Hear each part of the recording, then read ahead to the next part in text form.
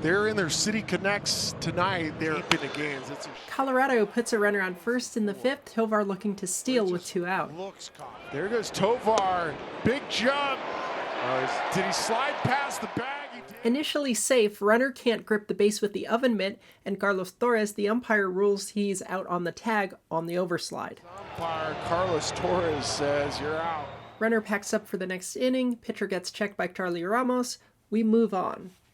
Rockies, are they going to challenge? I think they are. They are going to challenge. Oh, okay. Welcome to Replay Purgatory, where these regulations will prove consequential. Initially, crew chief Chad Fairchild accepts the request and is about to go call New York. TV shows replays, we're getting ready for a challenge. But then, second base umpire Carlos Torres comes in, says something, and Fairchild changes his tone, says no challenge.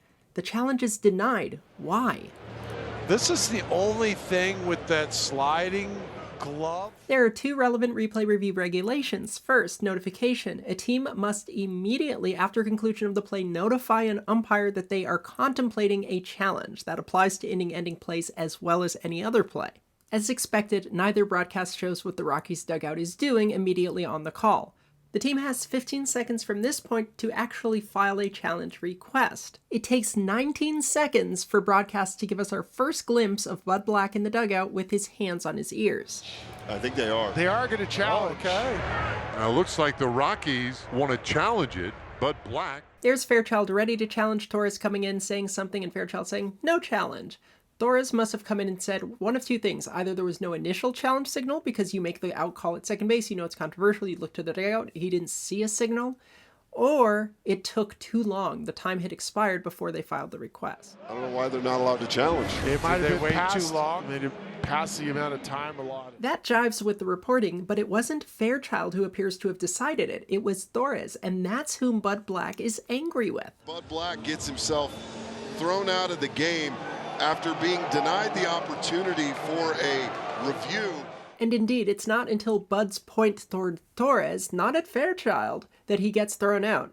The crew chief protecting his crewmate. I want this guy to teach me how to be happy. Is it 15 or 20? I think it's down.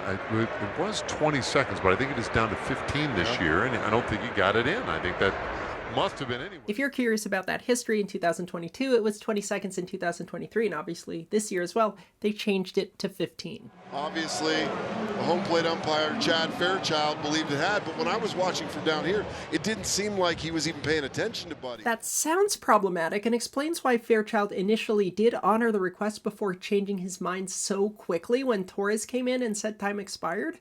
If Fairchild didn't know, he was simply trusting his crewmate and made that decision, which, yeah, trusting your crewmate is good, but also it would be nice if the crew chief of all people knew what was going on. He needed to come on and say the Rockies were not allowed to challenge because they took too much time. Instead of us sitting here guessing, wondering, they do it in the NFL, they do it in the NBA, why not? 100% agree. We've been saying it for years. They should use the announcement process for more than just simply overturned stands or confirmed. Thrown out of the game after being denied the opportunity for a review.